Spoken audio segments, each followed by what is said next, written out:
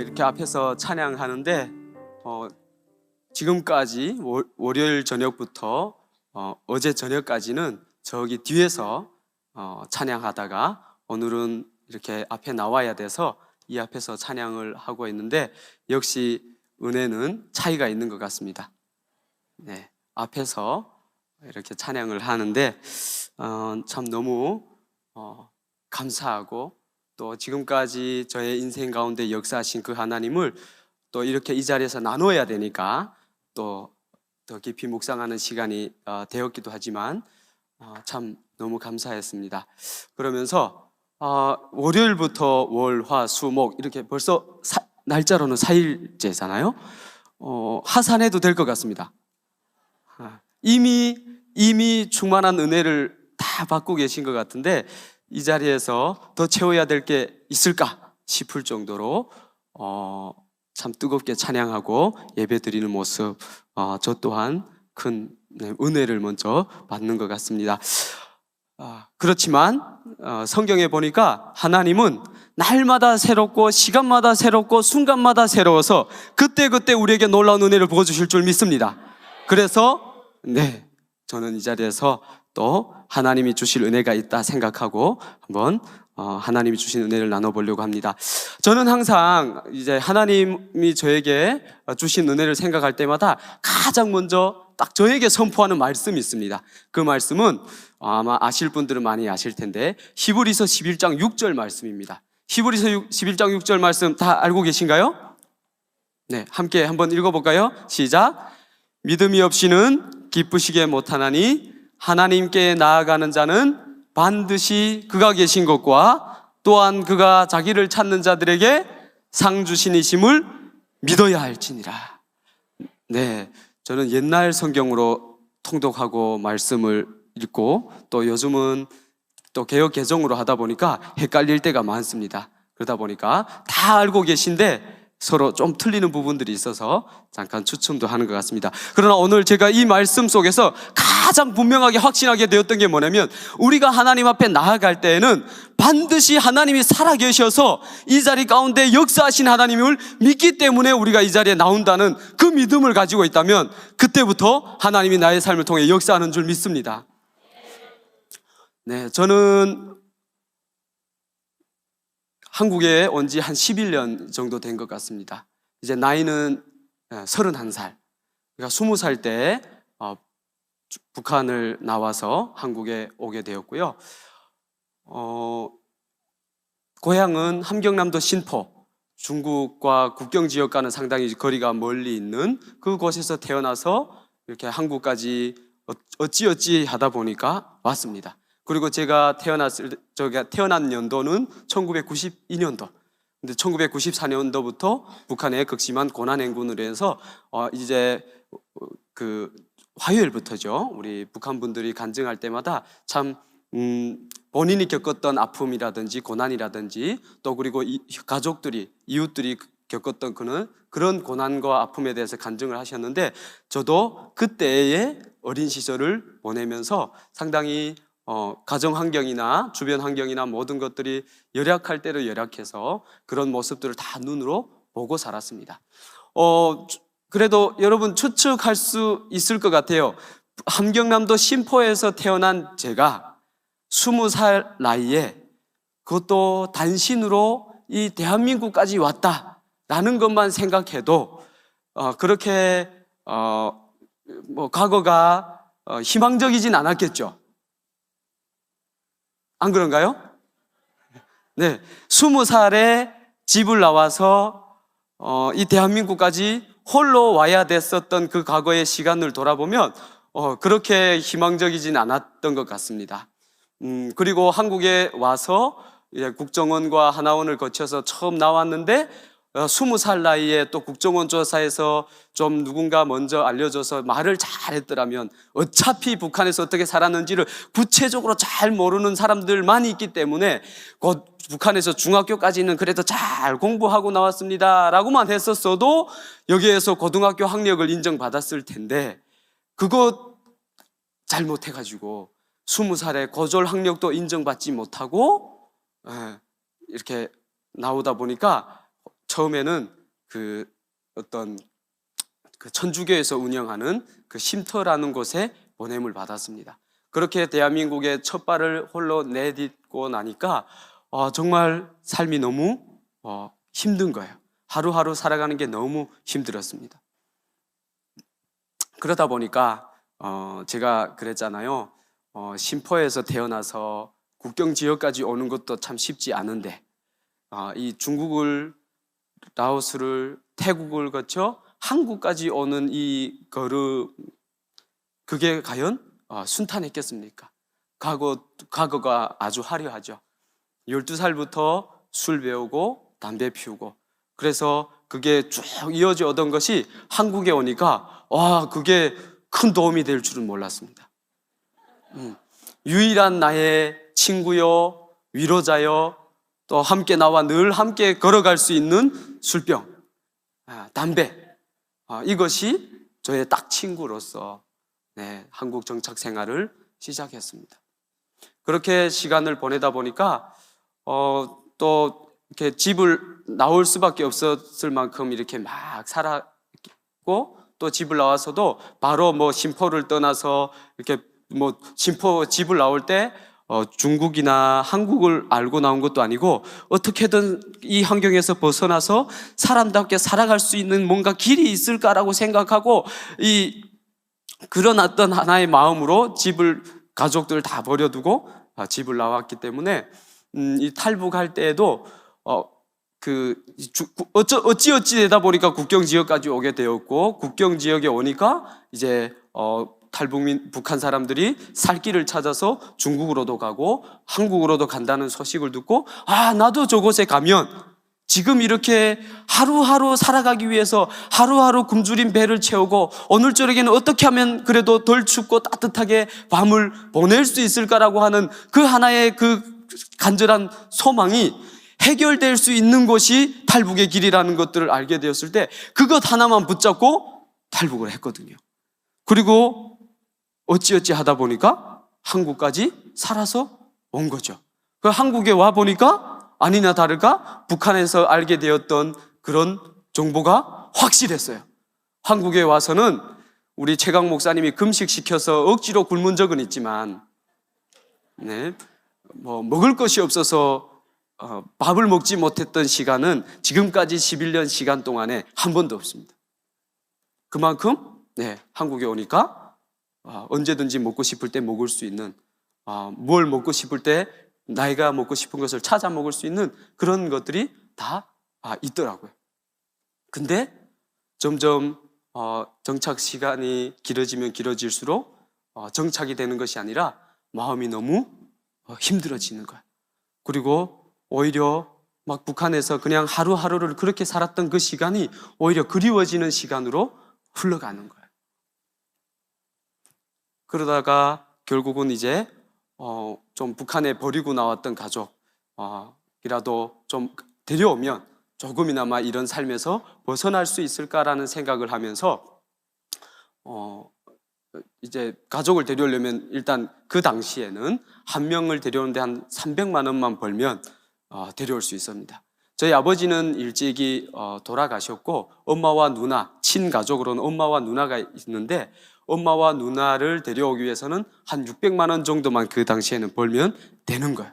그래서 지금 이렇게 살아가는 것 앞으로 뭐 더 이상 뭐 나에게 어떤 함께 이 땅에서 살아가는 동안 같이 이야기하고 뭔가 소통하고 그렇게 할 수 있는 어느 누구도 있을 수는 없겠다. 그래서 북한에 있는 가족이라도 데려오면 좋겠다라는 생각에 이 일을 찾아서 하기도 했습니다. 그래서 자동차 엔진 부품 만드는 곳도 갔다가 또 그곳에서도 이게 마음이 정착이 안 되니까 한참 일하다 보니까 이게 너무 힘들어 못 견디겠네. 그래서 그것도 포기하고 또 북한에서 막 이렇게 노동 정도는 충분히 잘 할 수 있는 그런 이게 삶이었다 보니까 한국에도 이렇게 몸으로 뛰어서 하루하루 이렇게 막 10만 원도 벌고 그 이상도 벌 수 있는 일들이 있다는 걸 알게 되고 또 그 일을 하기 시작했습니다. 그래서 그 일을 하기 시작해서 한 달을 열심히 했는데 돈을 못 받는 일이 벌어지게 됐습니다. 돈을 못 받는 그때 그 일이 그 당시에 우리 대한민국의 대통령은 이명박 대통령, 그리고 4대강 건설을 열심히 해가지고 저기 지방에서부터 여기 수도권 지역까지 다 그 강 옆에다 그 자전거 길 만들잖아요. 그러다 보니까 그때 이렇게 현장 일을 할 수 있는 일들이 많았어요. 그래서 일 워낙 많다 보니까 그 노가다 하는 하청 업체들이 이렇게 일을 맡아가지고 그 자전거 길을 막 까는데, 그런데 우리 탈북민들이 많이 가서 일하고 있는 거예요. 그러다 보니까 저한테도 누군가 그 일을 하면 한 달 일하면 300만 원 번다는 거예요. 그럼 2달 일하면 600만 원 벌면 북한의 가족 2명을 그래도 데려올 수 있는 뭔가 희망이 보여서 일을 시작했는데, 한 달 일했는데 돈이 안 나와. 그럼 좀 더 일하면 나온대. 원래 이런 일들은 그런다고 해서 좀 더 있었는데 그래도 안 나와. 그리고 나중에 알고 나니까 사기를 당했어요. 그래서 근데 뭐 어떻게 해결할 방법이 없는 거예요. 왜냐면 그때도 역시 저는 외톨이, 아무도 그냥 내가 뭔가 이런 일 하고 싶을 때에 물어보아서 알려줄 수 있는 어떤 옆에 탈북민 뭐 친구 몇 명은 있어도 그 이상의 뭐 어떤 문제나 일들이 일어났을 때 해결해주고 같이 이렇게 나서줄 수 있는 사람은 아무도 없는 거예요. 그러다 보니까 또 막 다 자괴감 막 들고 빠져 들어가는 거예요. 그러면서 다시 돌아가야 되나? 내가 과연 이 땅에서 할 수 있는 게 뭐가 있고 과연 살아갈 수 있을까? 라는 생각이 막 밀려오는 거예요. 그래서 다시 그 일도 결국은 포기하고 돌아왔습니다. 돌아와서 또 며칠을 이렇게 방황하고 막 이렇게 그냥 그 기숙사에서 그 쉼터에서 이렇게 뒹굴고 있다가 또 누군가가 그러면 한번 대한학교라는 곳이 있는데 그곳에 가서 한번 공부를 하면서 차츰차츰 이 대한민국 사회도 알아가면서 이왕 왔으니 적응하고 정착해 가는 대로 한번 해보면 어떻겠냐라고 하는 그런 어떤 나름 괜찮은 조언을 해준 사람이 있었습니다. 그래서 가만히 생각해 보니까 그것도 나쁘지는 않을 것 같다는 생각이 드는 거예요. 왜냐면 이제 그곳에 가면 저와 같은 처지와 형편에 있는, 아니면 저보다 더 힘든 또 저보다 더 나이가 많은 그런 어떤 형제들이나 친구들이 와서 공부하면서 그래도 이렇게 준비해 가고 있다는 이야기를 듣게 된 거예요. 그래서 그럼 거기라도 가야 되겠다 해서 갔는데 그것이 의정부에 있는 한 꿈학교, 그것이 기독교 대안학교였습니다. 그래서 제가 그때 처음으로 기독교라는 것을 알게 되었고 또 하나님에 대해서 알게 되었고 이제 복음에 대해서 접해 듣는 시간이 되었던 것 같아요. 근데 이 학교가 그 규칙 하나를 만들어 놨어요. 이 학교에 공부하러 오는 학생은 무조건 아침 공부를 시작하기 전에 1시간 동안 성경 읽고 찬양하고 큐티하는 시간을 딱 만들어 놓은 거예요. 그리고 또 저 같은 경우는 학교에 들어가기 위해서는 기숙사 생활을 같이 해야 되는데, 기숙사 생활하기 위해서는 주일에 무조건 교회 갔다 와서 주일날 저녁에는 그 기숙사 학생들, 여학생이든 남학생이든 모두가 한 방에 모여서 사감과 함께 그 예배 가서 받은 은혜, 들었던 말씀들을 나누는 그런 어떤 그 하나의 규칙을 만들어 놓은 거예요. 그래서 그 학교에 가서 이제 이 학교에 와서 이런 공부를 하고 싶다고 했더니 이 규칙을 설명하는데 뭐 하나님에 대해서 뭐 알지도 못할 뿐만 아니라 알고 싶은 마음도 없고 뭐 그걸 그렇게 뭐 중요하게 생각하고 싶지는 않지만 학생으로서 무조건 지켜야 된다고 하고 그거를 지키겠다는 그 서약을 해야만 학교에 들어간다고 하니까 뭐 1시간 앉아서 잘 버티고 넘어가면 되겠고, 또 기숙사에서 살면 그 교회로 가야 된다는데 교회 갔다 오는 게 그게 어려운 거 아니냐고 물어봤더니 옆에 있는 우리 탈북민 친구들이 그거 뭐 별거 아니래요. 일요일 날에는 열심히 가서 놀다가 저녁쯤에 기숙사 이제 들어가서 나눠야 되잖아요. 그럼 저녁쯤에 이렇게 기숙사로 가다 보면 주변에 교회들이 많기 때문에 교회들 앞에 가다 보면 항상 주보가 있대요. 그럼 주보가 있으면 그 주보만 봐도 1시간 예배 잘 드리고 가서 뭐 생각나는 게 없고, 뭐 그냥 옆에 실컷 놀다가 주보만 들고 가도 그 주보에 제목이 나와 있기 때문에 그것만 이야기해도 오늘 설교는 이거였습니다, 이것밖에는 생각이 안 납니다 하면 넘어간대요. 그래서 나름 우리 탈북민들 참 좋은 정보 많이 가지고 있습니다. 물론 나쁜 정보도 많이 가지고 있겠지만 저에게 그때는 그 정보가 아주 괜찮은 정보였습니다. 그래서 그러면 아침 9시부터 10시까지 뭐 성경 읽는다는데 뭐 그거 괜찮대요. 뭐 알아듣지는 못하지만 그냥 그 시간 넘어가는 것 그렇게 뭐 어렵지 않다고 하고, 뭐 주일 예배 드리는 거 어렵지 않다고 하고, 뭐 이렇게 하니까 그 학교에 괜찮게 이제 들어가서 좀 공부해 볼 만하겠다 하고 들어갔습니다. 그래서 이제 공부를 하려고 하는데 그렇잖아요. 12살부터 담배 피우고 술 먹고 또 그런 좀 주변에 괜찮은 친구들 만나가지고 괜찮게 살기보다는 막 살아가려고 했던 인생이 그게 계속 이어지다가 결국은 집을 나와서 결국은 어쩌다 보니까 한국까지 왔으니 그동안의 시간과 삶은 제가 공부할 수 있는 머리로 만들어진 것이 아니라 그냥 이 돌머리가 되어 있는 상태인 거야. 그러다 보니까 이게 하루 이렇게 공부를 시작하는데 이게 들려지는 게 없고 막 이 안절부절을 못 하겠는 거야. 선생들은 열심히 이제 왔으니 검정고시를 준비해야 되고 고졸 검정고시를 봐야 되는데 8과목을 봐야 되는데 뭐 국어, 수학, 뭐 영어, 사회, 도덕, 뭐 이렇게 막 해서 하루 일과를 쫙 해서 가르치는데 이게 하나도 이게 들어오는 게 없는 거야. 그래서 이제 또 어떻게 하겠어요? 그냥 15분 앉아 있다가 좀 화장실 좀 다녀와야 되겠습니다 하고 나가가지고는 또 담배 연기 한번 팍 풍기고 또 들어와서 좀 앉아있다가 또 화장실 바람내요 하고 또 갔다가 한 45분 있는 동안에 한 2대 정도씩 계속 담배를 피우게 되는 거예요. 근데 그때도 항상 친구들은 있어요. 그곳에 저와 같은 친구, 저와 같은 처지에 있는 친구들이 있다 보니까 항상 사인이 잘 맞아요. 그래서 화장실 나가면 제가 화장실 가고 싶을 땐 그 친구도 꼭 화장실 가고 싶고, 그 친구가 화장실 가고 싶을 때 저도 꼭 화장실 가고 싶고, 그래가지고 화장실을 하루에도 뭐 10번 이상 갈 때도 있어요. 그게 제 한국 생활에 1년 흘렀을 때 시간이었던 것 같아요. 그렇게 학교 생활에 하루, 열흘, 한 달까지 보내고 있는데 그때부터는 그것도 이젠 지겨운 거예요.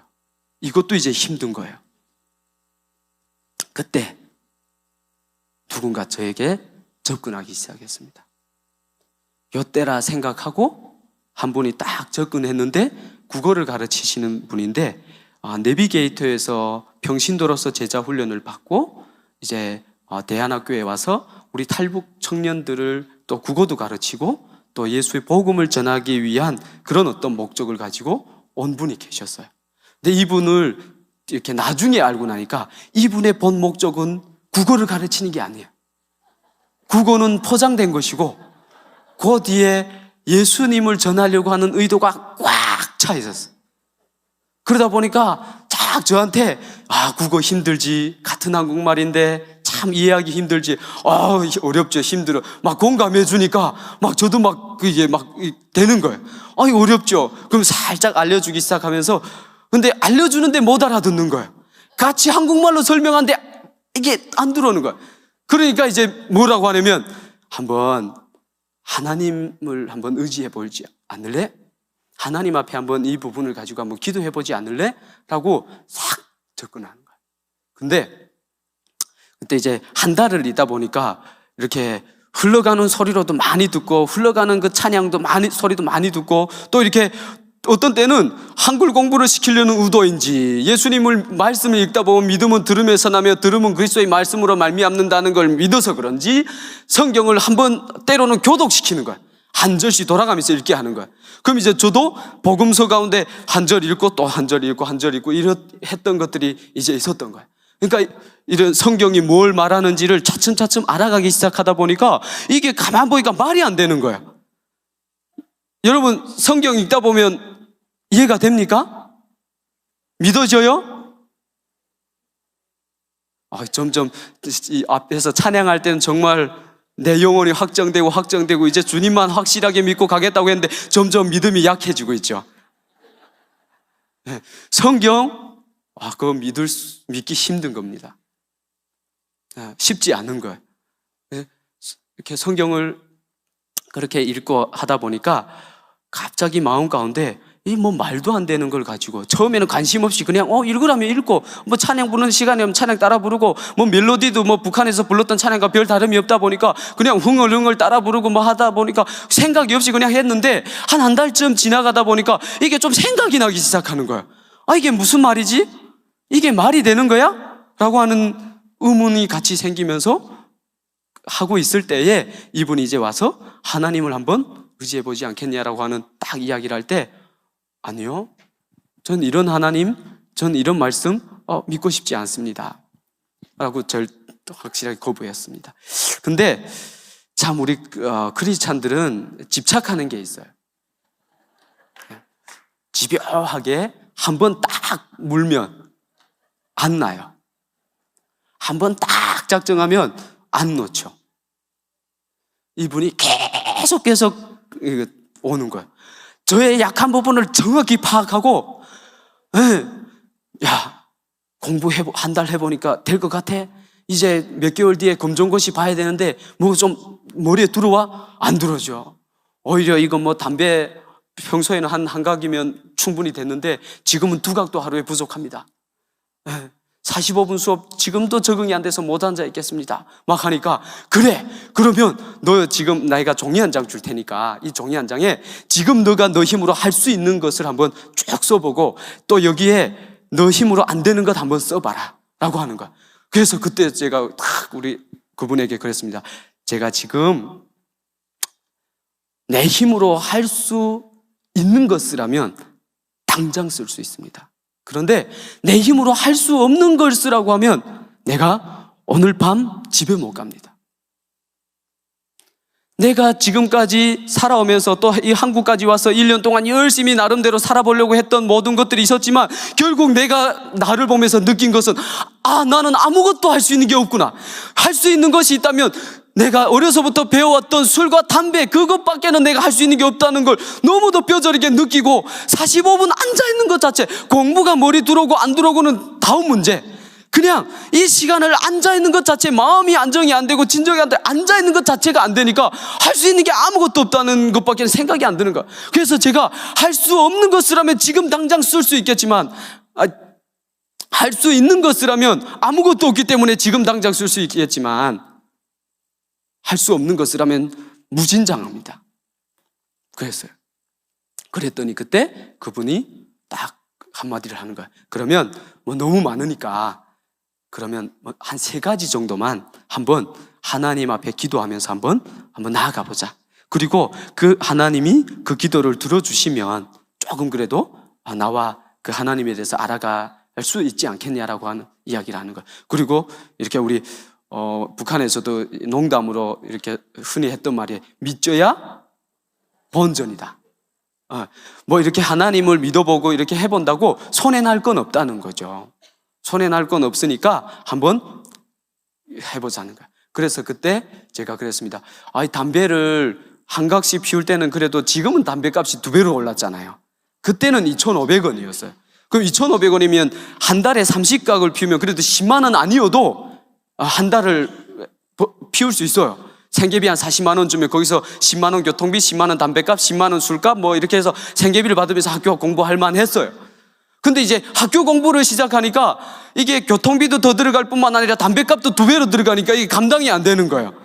때로는 우리 친구들과 같이 술도 먹고 노래방에 가서 노래도 불러야 되는데 이게 안 되는 거예요.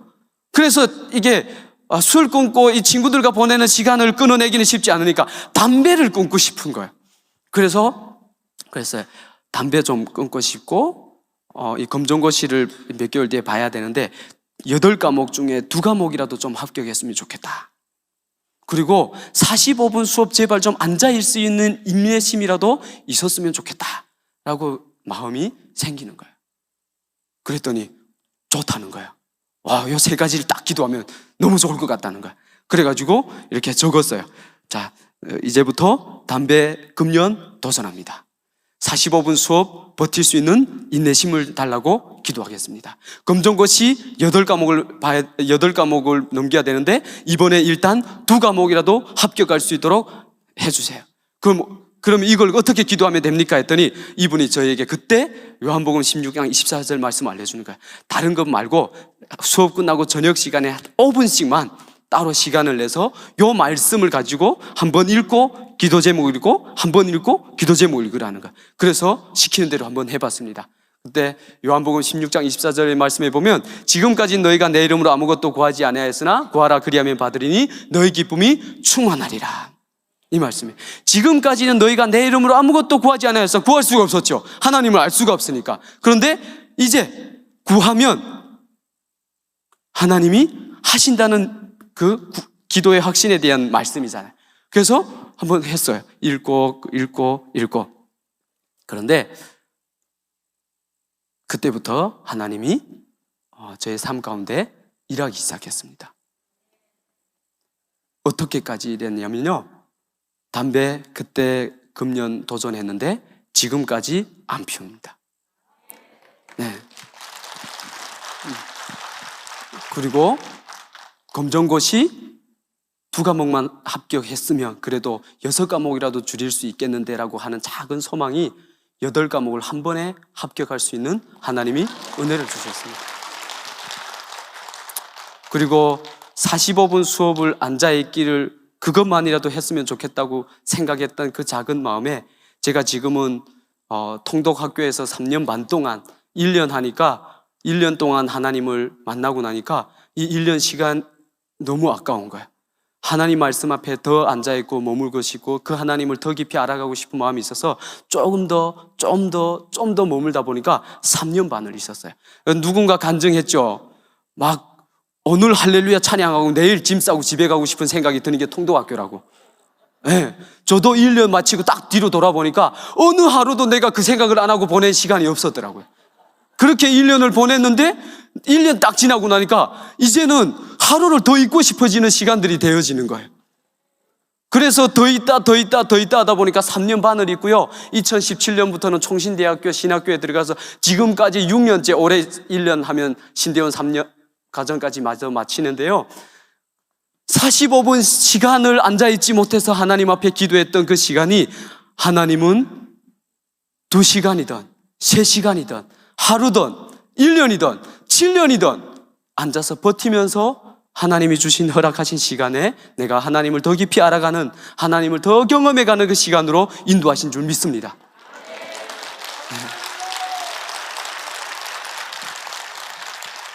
그때부터 하나님은 저에게 제가 구할 수 있는 것 너무 그게 간절하니까 그 부분을 놓고 기도했는데 그 기도 제목 위에 계속 덤으로 일하시는 거예요. 그래서 지금은 술도 안 먹고 담배도 안 피우고 유일한 친구를 떠나보내고 나니까 하나님이 더 좋은 친구가 되어서 저희 옆에 찾아와 주셨고 더 좋은 사람들을 많이 붙여주셔서 더 그 놀라운 하나님을 믿고 의지하고 살아가는 삶으로 완전히 변화시켜 주신 거예요. 네. 그렇게 하나님을 경험하고 나니까 이전에는 그 주일에도 어떻게 하면 대충 띄워서 교회 갔다 오면 되는지에 대한 그런 정보가 이제는 뒤로 가고 교회 한번 제대로 한번 가봐야 되겠다 생각했는데 그때 마침 우리 청년들이 우리 한금종교회로 많이 다니고 있다는 거야. 그 교회 가면 또 친구들도 많이 만나고 또 예배도 드리고 목사님 어떤 그 탈북민들을 사랑하는 그 마음이 남다르다는 이야기를 딱 들은 거야. 그래서 그 교회로 가봐야 되겠다 하고 2013년 4월 25일인가 아마 그 주 25일인가 28일인가 그때가 주일이었습니다.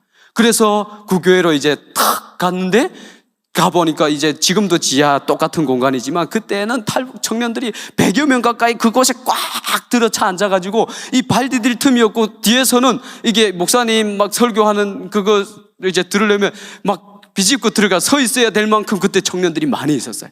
근데 딱 들어가 섰는데 그때 마치 막 찬양하고 찬양도 완전 가만히 서서 찬양하면 이제 우리 목사님이 막 뭐라 했나 봐요.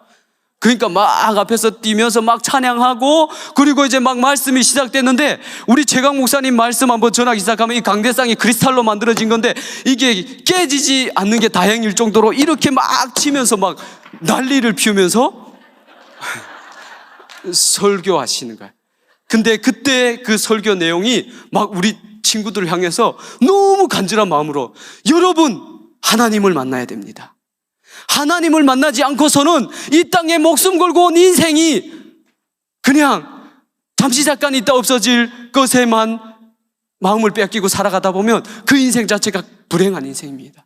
근데 하나님을 만나면 하면서 중국에서부터 식량을 구하기 위해서 넘어왔던 사람들에게 복음을 전하니까 그들이 살아계신 하나님을 만나고 이제 내가 썩을 양식이 아니라 영원히 썩지 않을 양식을 위해서 내가 이제 북한에 다시 들어가겠습니다. 내 가족에게, 내 동족에게, 내 이웃에게 이 복음을 전하겠습니다라고 해서 그렇게 들어갔던 사람들의 그 이야기를 그 시간에 막 말씀을 전하시면서 하시는 거예요. 근데 그 시간이 너무 그 이야기들이 저에게 막 하나님이 주시는 메시지처럼 막 귀에 꽂히는 거예요. 계속해서 들려지는 게 여러분은 하나님을 만나야 소망이 있습니다. 하나님이 여러분을 여기까지 인도했습니다. 하나님의 특별한 계획과 섭리 가운데 여러분은 여기까지 온 것입니다라고 하는 메시지가 계속. 그런데 기독교 대안학교에 있다 보니까 이렇게 큐티만 했을 뿐만 아니라 월요일은 예배로 시작하고 주일에는 교회 갔다 와서 이렇게 우리 친구들은 대충 나누지만 또 사감이 전도사라는 이유 때문에 또 설교할 때마다 그 똑같은 레퍼토리로 여러분은 특별히 부름받았습니다. 하나님이 여러분을 사랑합니다. 이런 이야기들이 계속 머리에 스쳐 지나갔는데 그때는 그냥 넘겼어요. 근데 그날따라 그 이야기가 너무 마음에 와닿는 거야. 그리고 마지막으로 결론적으로 그래서 여러분은 하나님을 만나야 되는데 하나님을 만날 수 있는 길은 말씀과 기도로 훈련받아야만 됩니다. 그러면서 성경 통독학교를 홍보하시는 거야. 올해 7월부터 통독 한국에서 시작할 겁니다. 그리고 이제 너무 그날 감동받고 돌아갔습니다. 돌아가서 이렇게 한번 생각을 해봤어요. 내가 1년 동안 한번 오늘 목사님이 설교한 대로 1년 동안 신약 100독하고 구약 20독하고 매일 기도 5시간 하고 이렇게 하면 하나님을 만난다는데 하나님을 만나면 내가 이런 인생을 살 수 있을 것 같은데 근데 뭔가 아직은 확신은 안 오는 거야. 그러니까 하나님을 조금이나마 미세하게 경험은 했으나 그 하나님이 나의 하나님이요 그 하나님이 어느 주 만물을 창조하시고 주관하시고 다스리신 하나님으로 나의 생사복을 주관하신 하나님으로 받아들이기에는 뭔가 애매함이 있는 거예요. 왜? 지금까지 나의 삶이 여기까지 오는 동안에 그러면 그 하나님은 뭐 하고 계셨습니까? 한국에 오는 동안에 또 태국에서 하나원에서 수많은 탈북민들을 만나면서 그렇게 탈북민들이 이곳에 많이 온 것도 처음 알았을 뿐만 아니라 이곳까지 오는 동안 얼마나 많은 고통과 아픔과 눈물을 흘리면서 왔는지 그리고 그 당시에는 24,000명인데 24,000명이 한국에 오기까지는 그 10배 20배 넘는 사람들이 북한에 다시 재북송당해서 정말 그야말로 개죽음을 당했던 또 몇 번이고 북송당했다가 한국에 올 수 있는 길로 들어서서 겨우겨우 기적적으로 살아왔던 그런 이야기들 정말 많이 들었거든요. 그리고 또 학교에서도 그런 친구들이 정말 많았어요. 그러다 보니까 하나님을 받아들이고 믿기에는 그런 것들 때문에 너무 억울한 거예요. 저의 개인적인 것도 그렇지만 우리 북한 사람들에게 허락되었던 그런 모든 것들 때문에 너무 힘든 거예요. 그래서 갈등이 되는 거야. 아니 진짜 하나님이 살아 계실까? 진짜 하나님 만나면 이런 인생 될 수 있다는데 그게 과연 가능할까? 라는 의문 가운데 계속 고민하는데 마음은 계속 그래도 뭔가 하나님을 경험하면서 기도하면서 좀 느꼈던 것들 때문에 마음이 살짝 이쪽으로 쏠리는 거야. 그래서 제가 이제 최종 결단하고 이제 대학교 갈 건지 통도학교 갈 건지 결단해야 되기 때문에 그때 고민했습니다. 그리고 딱 그때 저에게 들어오는 작은 지혜가 뭐냐면 20살에 한국에 왔는데 아무것도 없잖아요.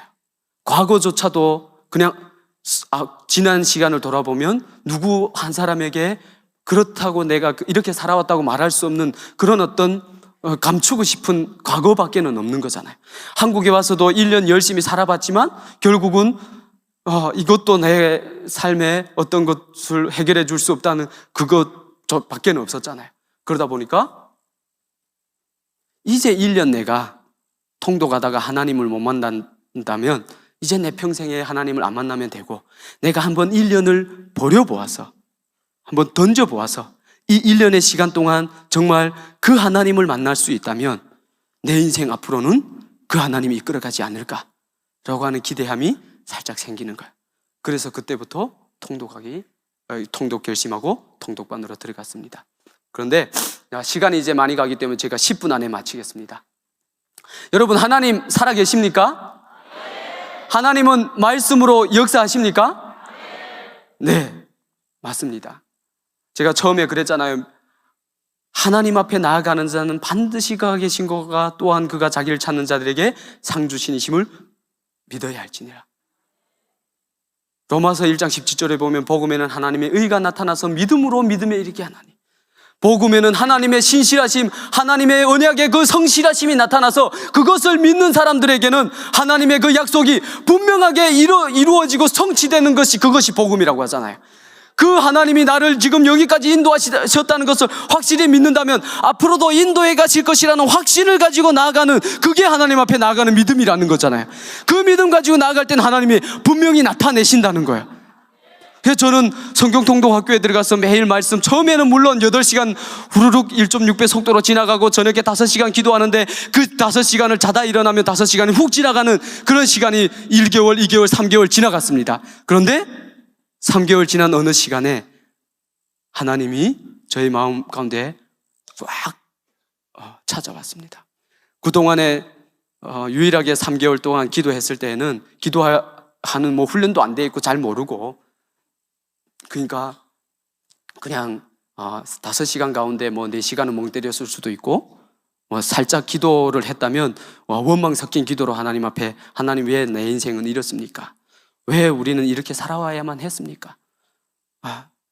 제가 부모 잘못 만났고 부모가 정말 저를 사랑하지 않는 줄 알았는데 한국에 와서 보고 하나님을 이렇게 알고 나니까 하나님의 사랑이 없어서, 하나님의 주시는 은혜가 없어서 그 땅이 그렇게 소망이 없는 땅이 될 수밖에 없고 또 그렇게 살아갈 수밖에 없는 우리 부모들이었다는 걸 알게 되면서 그 원망이, 부모에게 향했던 원망, 부모를 미워했던 모든 것들이 하나님을 미워하는 것으로 모든 것이 그렇게 향하면서 그것이 어찌 보면 처음에 기도로 하나님 앞에 드려졌었는데 어느 순간 하나님이 꽉 저를 안아주시고 붙잡아주시고 내가 너를 사랑한다. 내가 너를 지명하여 여기까지 불렀다. 오늘 찬양에도 이야기했잖아요. 이사야 43장 1절, 내가 너를 지명하여 불렀나니 너는 내 것이라. 물 가운데로 지날 때 내가 너를 지키고 보호하여 여기까지 인도했다. 말씀하고 있잖아요. 그 하나님으로 저에게 찾아와 주신 거예요. 그리고 그때부터 하나님이 저에게 개인적으로 말씀해 주시면서 자신의 사랑을 나타내기 시작했습니다. 그리고 그때 소망이었고 희망이었고 아무것도 아닌 것 같은 나의 인생이 너무도 기대가 되고 막 소망이 넘치는 인생으로 바뀌어가는 것을 느끼게 하시는 거예요. 그래서 지금은 제가 7년 전 사랑하는 사람과 통독학교에서 같이 3년 또 훈련 받았고요. 대안학교에서 그렇게 삶이 변화되니까 저를 좋아하는 여자가 생겨서, 그래서 있었는데 제가 통독학교에 딱 들어가서 3개월째 만에 하나님을 딱 그렇게 인격적으로 깊이 만나고 그 하나님 안에서 나의 삶이 새롭게 해석되고 이해가 되는 걸 딱 느끼면서 이게 나만의 하나님이 아니라는 것까지 또 알게 되는 거야. 그리고 우리 북한 사람들이 여기로 오는 과정 가운데는 정말 하나님의 특별한 계획과 섭리가 있었기 때문에 여기까지 왔다는 그게 너무도 확신되어지니까 가장 먼저 생각나는 게 뭐냐면, 네, 5분 안에 마치겠습니다. 이 학교에 있는 우리 자매를 데려와서 같이 하나님을 만나고 싶은 거예요. 그래서 토요일마다 쉬는 날이라 데이트하면서 만났어요. 그리고 제가 만난 하나님을 소개했어요. 그리고 여기로 가면 이런 하나님을 만났으면 좋겠다 해서 꼬셔서 데려갔습니다. 그런데 아니나 다를까 하나님은 살아계시잖아요. 그러니까 하나님이 그 자매에게도 또 큰 은혜를 주셔서 같이 통독 훈련 잘 받게 하시고, 또 필리핀 6개월 나갈 때도 같이 나가고, 또 다시 그곳에 나갔는데 다시 말씀 앞에 더 머물렀으면 좋겠다는 마음을 하나님 주셔서 다시 돌아와서 통독할 때도 또 같이 하고, 또 하다 보니까 이제 저와 같은 처지에 놓여있던 탈북민들이 살아계신 하나님을 만나면 꿈과 희망과 비전 속에서 살아갈 수 있는데, 그 하나님을 못 만나서 여전히 방황하고 있는 것이 안타까운 거예요. 그래서 1년 동안 그러면 내가 선생으로서 좀 더 사역하면 좋겠다는 결단을 하게 돼서 그때 이제 선생으로 같이 헌신해서 또 사역도 같이 하게 됐습니다. 그리고 그 가운데 또 결혼도 하게 되고요. 지금은 7살, 5살, 3살, 2딸, 아들 1명. 하나님이 이렇게 많은 은혜와 복을 주셔서 지금은 정말 천국의 삶을 살아가고 있습니다. 이게 하나님이들. 이게 우리가 믿는 하나님이에요. 아무 소망이 없어서 정말 야곱이 창세기 47장에 바로 앞에 섰을 때 바로를 축복하면서 뭐라고 합니까? 나그네 130년 인생 동안 돌아보니까 참 험악했다.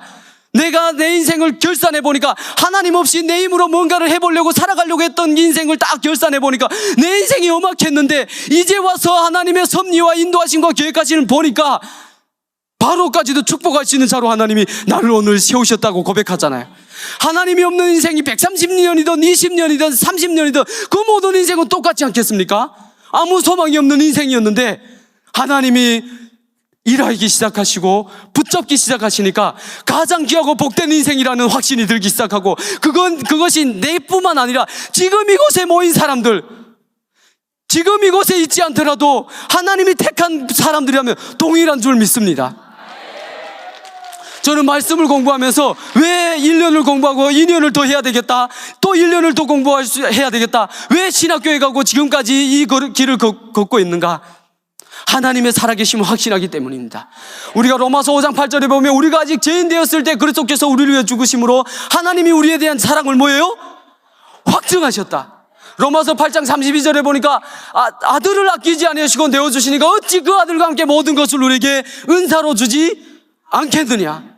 그래서 마태복음 7장 7절에서 8절에 보면 구하라 그리하면 주신다, 찾으라 찾아낼 것이다, 두드려라 열릴 것이다.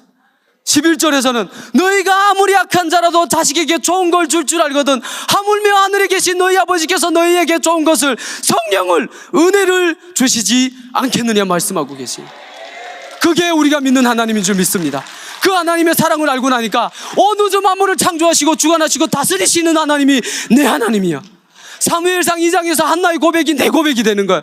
여호와는 살리기도 하시고 죽이기도 하시고 높이기도 하시고 낮추기도 하시고 가난한 자를 진토에서 드사 귀족들과 함께 앉히신 하나님. 나의 과거 하나님을 알지 못할 때는 아무 소망과 아무 꿈과 비전이 없어서 가장 비참하고 불쌍한 인생이었지만 이제 내가 하나님을 만나고 나니까 가장 복된 인생이 되는 거예요. 그 하나님이 나의 하나님이 되니까, 그 하나님이 북한을 사랑하시고 그 하나님이 지금도 북한을 붙잡고 계신다는 그런 믿음이 너무도 분명하게 생기는 거예요. 여러분, 우리가 다른 것 몰라도 괜찮습니다. 오직 하나, 하나님은 말씀하신 대로 일하신 하나님입니다.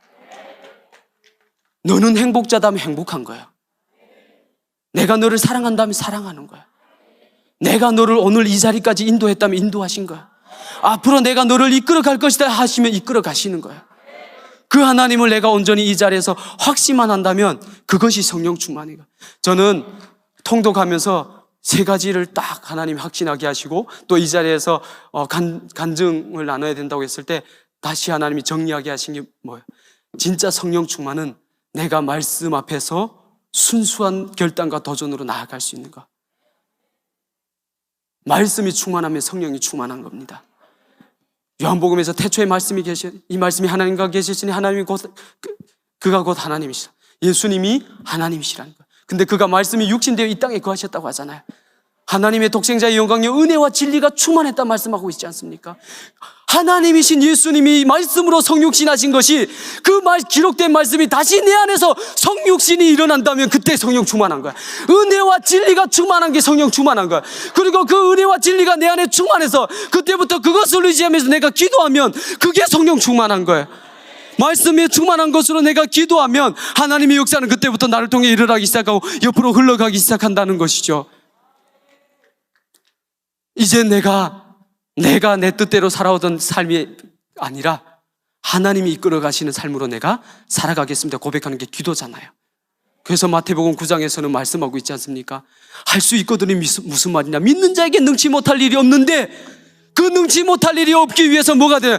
기도 외에는 이런 이유가 나아갈 수 없느니라. 아무리 내가 하나님의 말씀에 확신한다 할지라도 그 확신하는 말씀 가지고 하나님 앞에 기도하지 아니하면, 그 능력을 구하지 아니하면, 내 자신을 내려놓지 아니하면, 과거의 나를 내려놓고 온전히 살아계신 하나님이 나와 함께 하시며 역사하신다는 걸 확신하지 않는다면, 고백하지 않는다면 아무 소용이 없는 거예요. 성경 통독 아무리 3년 반 하고 말씀을 수백 절을 외우고 기도 5시간 이거 했던 거 아무 상관이 없다는 거예요. 진짜 말씀 한 구절 붙잡고 하나님 오늘 이 말씀대로 일하실 것입니다 확신을 가지고 기도한다면 그때 역사가 일어나는 것. 그리고 그것은 또 어디로 나아갈 수 있어야 됩니까? 삶으로 나아갈 수 있어야 되는 것. 오늘 우리가 이 자리에서 성령 충만을 구하는 것, 이제 내 뜻이 아닌 하나님의 뜻대로 오늘 하루를 내가 순종하며 살아가기를 원합니다. 빛과 소금의 역할로 온전히 감당하는 인생이 되겠습니다라고 고백하고 결단하며 세상으로 나아가야 되는 거잖아요. 우리가 2023년 새로 시작하고 있습니다. 또 하나님이 부르실 때까지는 주어진 삶을 살아가야 될 것입니다. 그런데 이 시간 우리가 한 가지만 확신했으면 좋겠습니다. 이제 내가 주님의 말씀에 사로잡힌 삶 되게 하여 주시옵소서. 주님 앞에 기도하며 나의 모든 건 내어드리게 하여 주시옵소서. 내가 진짜 하나님을 믿는다면 이제 세상 어떤 것 바라보지 않고 하나님만 의지하게 하여 주시옵소서. 하나님의 영광만 드러내게 하여 주시옵소서. 그 기도할 때 하나님이 일하시고 우리에게 큰 비전과 소망, 과거에 어떤 인생을 살았던 그건 아무 상관이 없는 줄 믿습니다. 네.